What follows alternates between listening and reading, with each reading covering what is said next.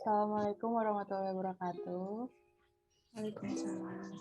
Perkenalkan, kami dari kelompok penulisan dan presentasi ilmiah yang anggotanya saya sendiri Vina Maya Septiani dengan NPM 202050265 dan ada Firda Angelika dengan NPM 202050266 dan Yudi Rosyadi dengan NPM 202050294. Di sini kami akan membahas mengenai jurnal yang telah kami buat yang berjudul Menilik Kecemasan Sosial yang dialami mahasiswa Ilmu Komunikasi FISIP Unpas dalam proses pembelajaran daring. Di sini kami akan membahas mengenai yang pertama yaitu latar belakang, kedua rumusan masalah, ketiga tujuan penulisan, keempat landasan teori dan kajian terdahulu, kelima metode penelitian, keenam hasil penelitian, dan yang terakhir yaitu simpulan dan saran. Pertama ada latar belakang yang akan dijelaskan oleh Saudara Yudi. Baik. Nah, dalam poin latar belakang ini, saya akan mencoba membahas tentang kecemasan secara umum dan kecemasan sosial. Nah, kecemasan merupakan luapan emosi negatif yang dikeluarkan oleh tubuh manusia untuk merespons stimulus yang didapatkan. Nah, kemudian kecemasan sosial. Apa bedanya kecemasan sosial dengan kecemasan yang biasa? Kecemasan sosial merupakan kondisi di mana individu mengalami rasa cemas terhadap segala stimulus yang ia terima, baik stimulus verbal maupun non-verbal, yang menyebabkan dia menarik diri untuk berinteraksi dengan dunia luar dan lingkungannya, dan ia cenderung untuk memilih menyendiri dan tidak berinteraksi dengan orang lain. Itu poin besar perbedaan antara kecemasan yang biasa dan kecemasan sosial. Yang mana kecemasan sosial ini merupakan hal yang memang perlu diperhatikan oleh pengidapnya, tetapi seringkali kecemasan sosial ini dianggap remeh oleh beberapa orang yang memang tidak mengalaminya secara langsung. Maka dari itu, kami pun tertarik untuk membahas kecemasan sosial ini, yang mana khususnya ruang lingkupnya adalah mahasiswa FISIP Unpas jurusan Ilmu Komunikasi angkatan tahun 2020. Kurang lebih seperti itu, bisa dilanjut oleh Vina. Selanjutnya yaitu adanya rumusan dan tujuan yang telah kami buat. Yang pertama ada rumusan masalah. Rumusan masalah yang kami buat ada dua. Yang pertama yaitu bagaimana pembelajaran daring dapat memengaruhi kecemasan sosial yang dialami oleh 5 mahasiswa Ilmu Komunikasi angkatan 2020 FISIP Unpas. Kenapa di sini hanya disebutkan 5? Karena narasumber yang kita wawancarai dan observasi itu berjumlah 5 dari Prodi Ilmu Komunikasi angkatan 2020 FISIP Unpas. Dan rumusan masalah yang kedua yaitu bagaimana kecemasan sosial dapat memengaruhi output belajar di setiap semesternya.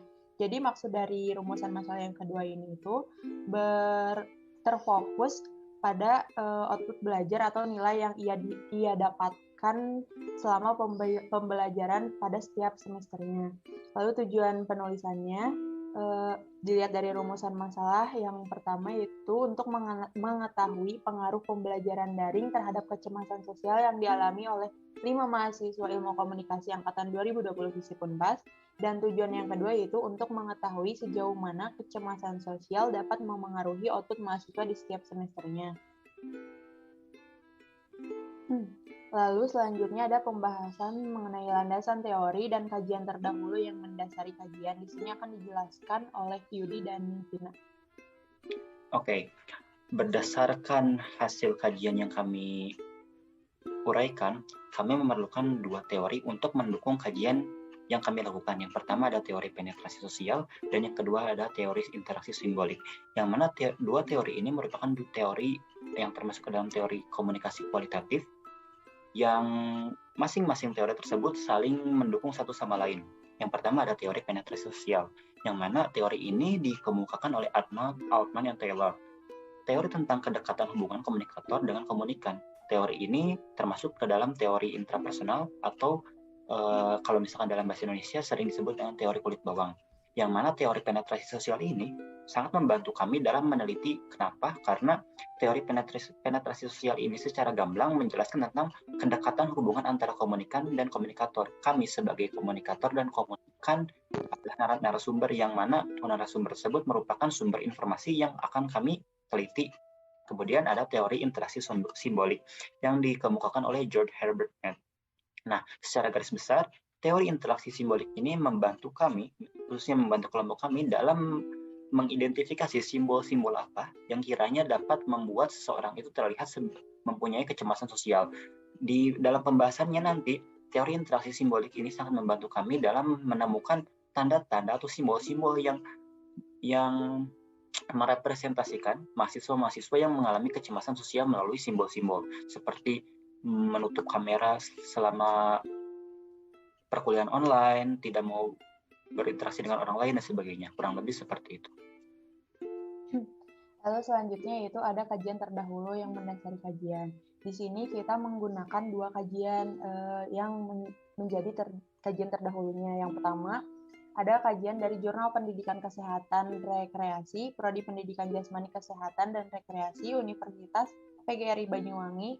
Jurnalnya itu berjudul Anxiety Pembelajaran Daring di Era COVID-19 pada mata kuliah praktikum yang dikaji oleh Saudara Edi Irwanto dan Galih Farhanto. Kenapa di sini kita mengambil jurnal tersebut? Karena yang pertama, jurnal tersebut itu berkaitan dengan pembelajaran daring yang kita teliti terhadap mahasiswa ilmu komunikasi tersebut.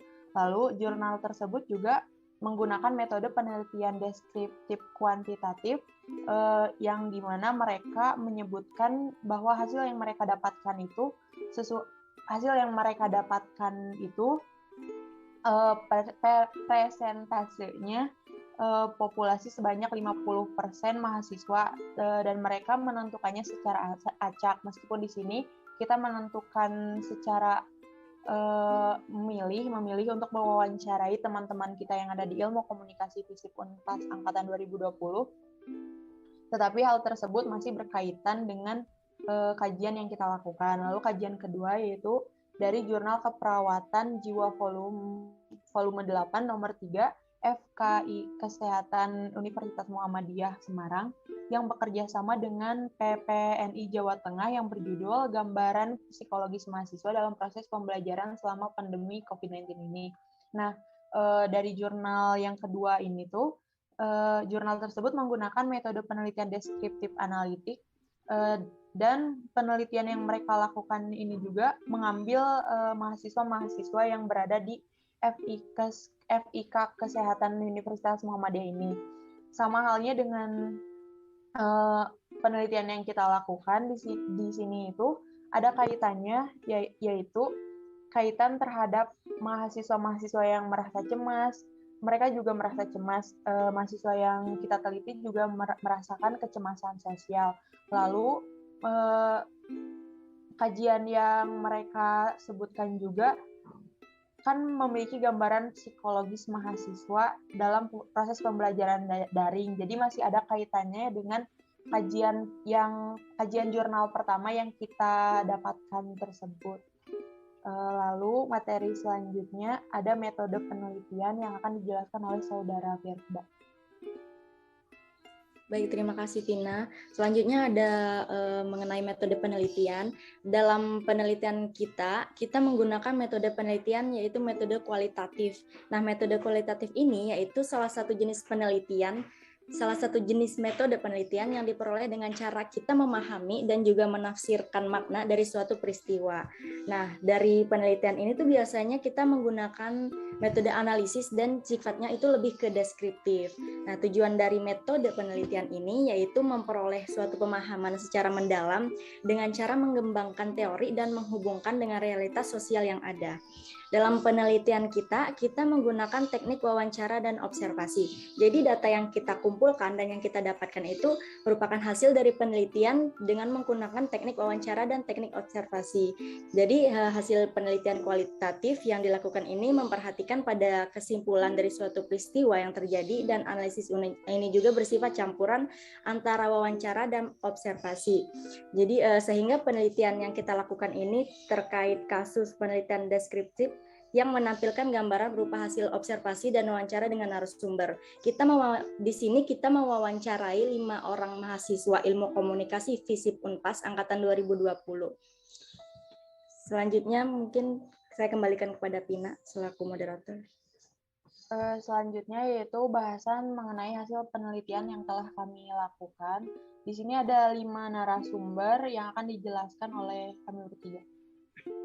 Oke, terima kasih Vina. Yang pertama saya mendapatkan salah satu narasumber yang merupakan mahasiswa ilmu komunikasi di kelas E dan kelas F, yang mana untuk menjaga privasi narasumber, kami mencoba untuk menyamarkan namanya, tetapi kredibilitas dan kebenaran dari wawancara kami bisa dipertanggungjawabkan.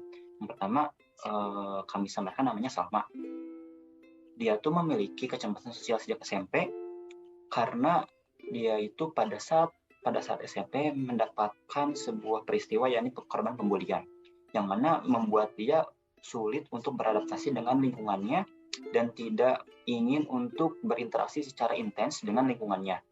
Maka dari itu, hal tersebut terbawa sampai kepada jenjang perkuliahan, di mana dia selalu mengurungkan niatnya untuk bertanya, untuk mengemukakan pendapat dan sebagainya, sehingga dia itu memiliki kecemasan berlebih atas apa yang telah dia rasakan selama ini. Kenapa? Karena kecemasan sosial yang dia miliki bisa menghambat progres pembelajarannya, walaupun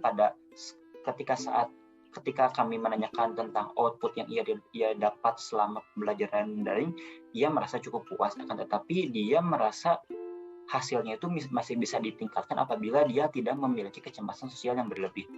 Dan yang kedua adalah Dayat. Nah, Dayat ini merupakan salah satu mahasiswa ilmu komunikasi di kelas E dan F juga, tingkat 2, memiliki kecemasan sosial sejak SMP.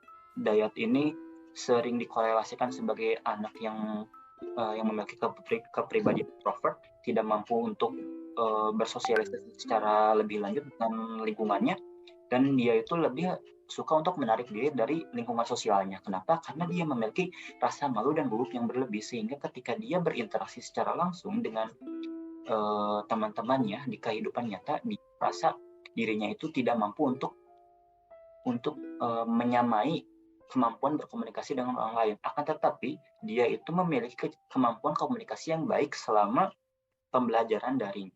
Kenapa? Karena dia merasa lebih nyaman melakukan pembelajaran daring. Salma dan Dayat ini sepakat bahwa mereka berdua, karena memiliki kecemasan sosial, mereka memilih untuk melakukan pembelajaran daring. Kenapa? Karena pembelajaran daring merupakan salah satu alternatif atau cara untuk mereka how to deal with kecemasan sosial mereka yang mereka rasakan. Yang ketiga ada Rahma. Rahma ini sedikit berbeda dengan Salma dan Dayat. Rahma ini memiliki kecemasan sosialnya sejak pembelajaran daring saja, tidak dari pengalaman masa lalunya. Dan apabila Salma dan Dayat merupakan seorang introvert, Rahma ini merupakan seorang extrovert. Kecemasan sosial tidak hanya dialami oleh seorang introvert, tetapi dari pengalaman Rahma yang seorang extrovert, dia mengalami kecemasan sosial. Dia merasa tidak mampu untuk melakukan interaksi sosial secara berlebih dengan teman-temannya pada saat awal perkuliahan. Tetapi dia karena basic dia merupakan seorang extrovert, yang mana ketika dia berinteraksi dengan orang baru, dia itu merasakan energi yang berlebih, dia mencoba untuk break limitation-nya Rahma, sehingga dia pun meskipun dia memiliki kecemasan sosial, dia mampu untuk menanggulangi kecemasan sosialnya dengan cara berinteraksi langsung dengan teman-temannya. Kenapa? Karena pada saat itu tuturnya dia merasa bahwa dia selalu ketinggalan dalam pembelajaran, sehingga dia perlu seorang partner untuk diajak berkomunikasi, sehingga dia tidak terlalu ketinggalan dalam melakukan pembelajaran daring. Kurang seperti itu. Felicia dan Yulianti akan dijelaskan oleh Firda dan Vina. Lalu yang selanjutnya ada Felicia. Felicia di sini sama halnya dengan Salma, Dayat, dan Rahma, yaitu nama samaran untuk menjaga privasi mereka. Felicia di sini memiliki kecemasan sosial sejak SMA. Kenapa? Karena ia mengakui pada saat wawancara dilakukan, Felicia di sini mengakui bahwa dirinya pada saat SMA tersebut lebih cenderung mengurung diri dan sulit beradaptasi dengan teman-teman sekitarnya. Apalagi teman-teman yang berbeda kelas, dengan teman sekelas sendiri pun ia mengaku bahwa dirinya sulit untuk melakukan adaptasi. Lalu Felicia di sini mengaku bahwa ia lebih nyaman belajar daring. Kenapa lebih nyaman belajar daring? Mungkin dari sisi dia yang sulit beradaptasi dengan orang baru, dia juga kan seorang introvert ya. Lalu Felicia juga seorang mahasiswa rantau dan ia mahasiswa rantau dari Cikampek. Sedangkan Universitas Pasundan sendiri kan berada di daerah Bandung ya, khususnya di Lengkong, yaitu prodi ilmu komunikasinya. Nah, ia lebih nyaman berada di Cikampek sendiri karena menurutnya bahwa pembelajaran daring ini tuh lebih membuat dirinya merasa bebas karena tidak terlalu diawasi oleh teman-teman baru di sekitarnya, tidak diawasi oleh dosen-dosen yang mengajar juga. Karena pada saat pembelajaran daring berlangsung, ia lebih memilih untuk mematikan kamera sesuai dengan tadi dari teori interaksi simbolik ya. Dia lebih memilih untuk mematikan kamera, dia tidak terlalu mengungkapkan pendapatnya pada saat pembelajaran. Lalu dia juga lebih memilih untuk berdiam diri dibandingkan berkenalan dengan orang baru, karena menurutnya berkenalan dengan orang baru meskipun itu teman sekelasnya itu tuh menguras tenaganya. Jadi si Felicia ini tuh lebih nyaman dalam kesendiriannya, sedangkan dalam proses pembelajaran ia mengaku dalam nilai yang ia dapatkan dari proses pembelajaran, ia mengaku bahwa dirinya itu sangat puas mendapatkannya karena nilai yang ia dapatkan selama pembelajaran daring dalam perkuliahan ini tuh lebih tinggi dibandingkan nilai yang ia dapatkan ketika ia masih SMA dan belajar masih tatap muka secara langsung. Selanjutnya itu ada narasumber yang bernama Yulianti yang akan dijelaskan oleh Saudara Firda. Ya, narasumber kita yang terakhir yaitu ada nama Yulianti. Kurang lebih hasil dari wawancara Yulianti ini hampir sama dengan si Rahma ya. Awalnya Yulianti itu adalah sebelum pandemi, sebelum diberlakukannya pembelajaran daring, Yulianti itu orang yang masih mudah bergaul, masih aman-aman aja kalau berinteraksi dengan orang lain. Namun setelah diberlakukannya pembelajaran daring yang hampir kurang lebih 2 tahun terakhir ini, si Yulianti mulai nyaman dengan pembelajaran daring dan tanpa sadar dia mulai merasakan perubahan di dalam dirinya, yaitu apa? Yaitu mulai timbulnya rasa kecemasan di dalam dirinya. Buktinya simbol dia merasakan kecemasan yaitu di mana dia merasakan berdebar-debar saat bertemu dengan orang lain atau saat berinteraksi dengan orang lain. Saat diwawancarai kenapa, alasannya kenapa, ternyata saat dia berinteraksi dengan orang lain, dia terlalu overthinking dan memikirkan pendapat orang lain mengenai dirinya. Apakah yang dia ucapkan benar atau salah, atau pendapat orang lain tentang dirinya. Dan rasa overthinking itu mengurangi rasa kepercayaan diri yang dia punya. Sehingga akhirnya itu menjadi suatu kecemasan sosial yang menjadi di dalam dirinya, yang ada di dalam dirinya. Mungkin itu saja dari Yulianti. Saya kembalikan kepada. Lalu selanjutnya ada kesimpulan yang akan dibacakan juga oleh Saudara Firda. Oke, dilanjutkan oleh kesimpulannya. Jadi kesimpulannya hasil dari penelitian kita oleh 5 narasumber ini yaitu kecemasan sosial itu merupakan salah satu gejala penyakit mental yang biasanya tuh timbul ketika kita menghadapi atau berinteraksi dengan orang-orang di sekitar kita. Nah, mahasiswa ilmu komunikasi FISIP Unpas angkatan 2020 yang telah kita wawancarai ini ternyata diyakini memiliki rasa kecemasan sosial. Berdasarkan hasil wawancara, rasa kecemasan itu dapat muncul dalam beberapa hal. Ada yang mungkin sudah introvert dari awal, ada yang memang karena sudah kehilangan rasa percaya diri, ada yang mungkin sudah terlalu nyaman dengan pembelajaran daring, akhirnya timbul kecemasan itu sendiri. Jadi diharapkan ya mahasiswa itu untuk lebih berani mencoba hal-hal baru dan keluar dari zona nyaman. Contohnya misalnya dalam kegiatan pembelajaran daring lebih memberanikan diri untuk on cam dan on mic. Ya, itu kesimpulannya. Saya kembalikan kepada Tina. Cukup sekian yang dapat kami sampaikan dari hasil penelitian yang telah kami lakukan. Mohon maaf bila masih banyaknya kekurangan. Wassalamualaikum warahmatullahi wabarakatuh.